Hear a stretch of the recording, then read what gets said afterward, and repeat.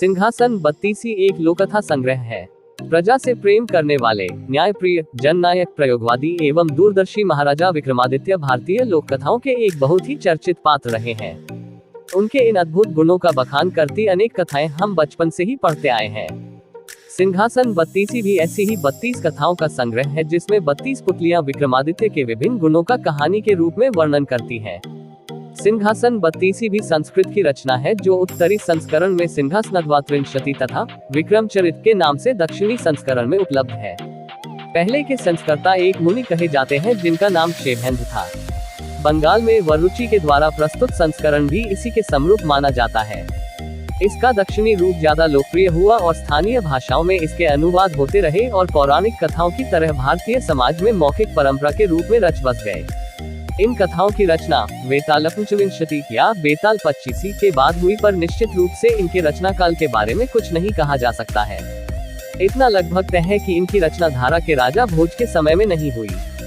चूंकि प्रत्येक कथा राजा भोज का उल्लेख करती है, अतः इसका रचना काल 11वीं शताब्दी के बाद होगा। इसे द्वात्रिंशत् पुत्तलिका के नाम से भी जाना जाता है। इन कथाओं की भूमिका भी कथा ही है, जो राजा भोज की कथा कहती है।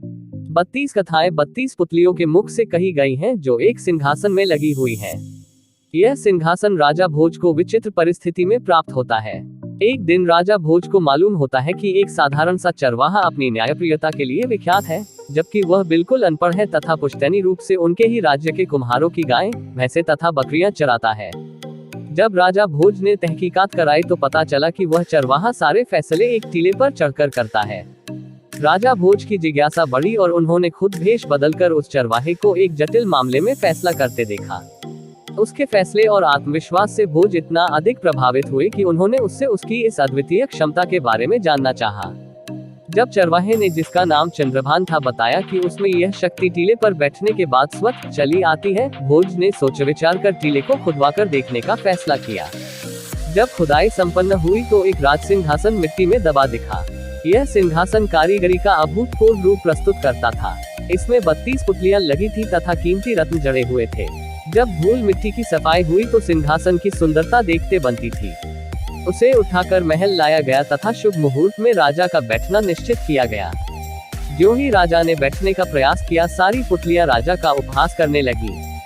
खिलखिलाने का कारण पूछने पर सारी पुतलियां एक एक कर विक्रमादित्य की कहानी सुनाने लगी तथा बोली कि इस सिंहासन जो कि राजा विक्रमादित्य का है, पर बैठने वाला उसकी तरह योग्य, पराक्रमी, दानवीर तथा विवेकशील होना चाहिए।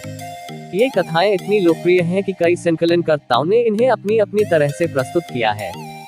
सभी संकलनों में पुतलियों के नाम दिए गए हैं, पर हर संकलन में कथाओं के क्रम में तथा नामों में और उनके क्रम में भिन्नता पाई जाती है।